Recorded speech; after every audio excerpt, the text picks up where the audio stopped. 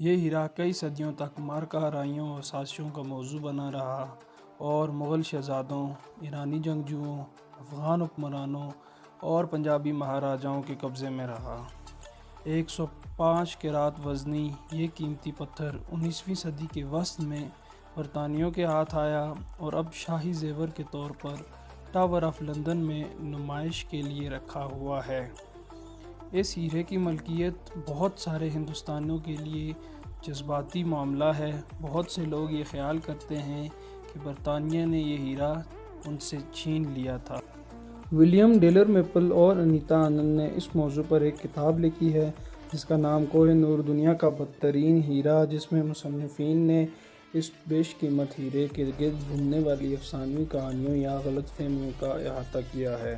سن 1849 میں جب Koh Noor governor general lord Dalhousie کے ہاتھ آیا تو انہوں نے اس کی باضابطہ تاریخ کے ہمراہ اسے ملکہ وکٹوریہ کو بھیجنے کی تیاری کی۔ انہوں نے اس ہیرے کی تحقیق کا کام ایک جونیئر اسسٹنٹ مجسٹریٹ تھیو میکٹاف کو سونپا جو جوئے اور پارٹیوں میں بھی دلچسپی رکھتے تھے، لیکن میکٹاف نے افواہوں اور گپ شپ سے کچھ زیادہ ہی استفادہ کر لیا اور اس وقت سے لے کر لاتعداد مضامین میں وہی کہانیاں بیان کی گئی ہیں، یہاں تک کہ کوہ نور کے حوالے سے ویکیپیڈیا پر بھی اس بات کو حقیقت کے طور پر بیان کیا گیا ہے۔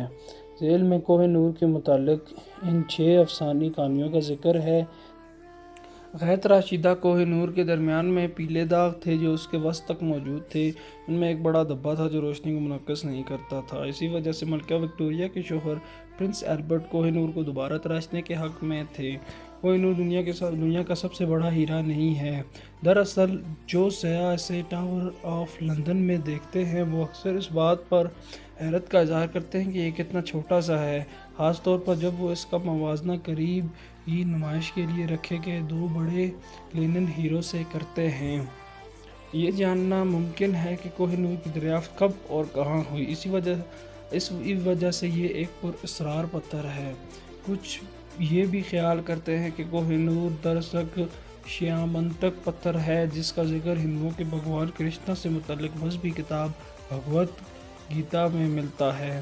تھیو میٹکالف کی رپورٹ کے مطابق یہی روایت ہے کہ یہ ہیرا کرشنا کی زندگی کے دور میں ہی نکالا گیا تھا، لیکن ہم یہ یقین سے کہہ سکتے ہیں کہ یہ ہیرا کان سے نہیں نکالا گیا تھا بلکہ شاید جنوبی انڈیا میں خشک دریائی سطح سے نکالا گیا تھا۔ انڈین ہیرے کانوں سے نہیں نکلتے بلکہ دریائے زمین سے ملتے ہیں۔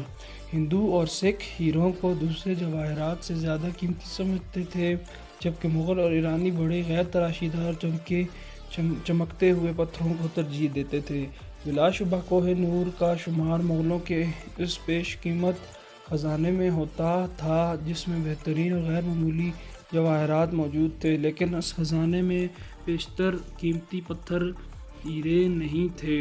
مغل بدخشان کے سرخ سپینل اور برما کے سرخ یاقوتوں میں زیادہ دلچسپی رکھتے تھے، یہاں تک کہ مغل بادشاہ ہمایوں نے بابر کے ایک ہیرے کو ایرانی بادشاہ شاہ طہماسپ کو جلاوطنی کے دوران تحفے میں دے دیا تھا، اور خیال بھی ہے کہ یہی کوہ نور تھا۔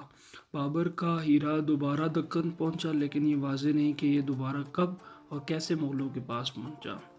معروف قصہ ہے کہ نادر شاہ نے مغل بادشاہ کو اس کے ہیرے سے محروم کرنے پر اکسایا جو اس نے اپنی پگڑی میں چھپا رکھا تھا، لیکن محمد شاہ کے پاس یہ واحد قیمتی پتھر نہیں تھا جسے اپنی پگڑی میں چھپا کر رکھتے اور جسے نادر شاہ چالاکی سے پگڑی تبدیل کر کے حاصل کر لیتے۔ ایرانی مورخ ماروی کے مشاہدے کے مطابق بادشاہ قیمتی پتھر اپنی پگڑی میں نہیں چھپا سکتا تھا کیونکہ اس وقت وہ انتہائی دلکش اور قیمتی شاہی تخت کا حصہ تھا جسے شاہ جہاں کا مورتخت کہا جاتا تھا۔ وہ اپنے ذاتی مشاہدے کے بارے میں لکھتے ہیں کہ کوہ نور اس غیر معمولی تخت کی چھت پر ایک مور کے سر پر نصب تھا۔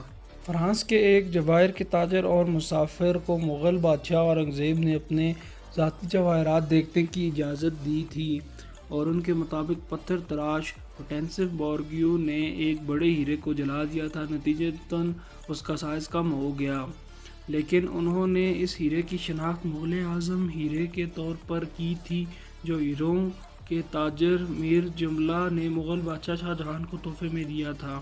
دور جدید کے ماہرین کو یقین ہے کہ مغل اعظم ہیرا دراصل اولوف ہے، جو اس وقت کریملن میں روسی ملکہ کیتھرین کے عصائے شاہی پر نصب ہے۔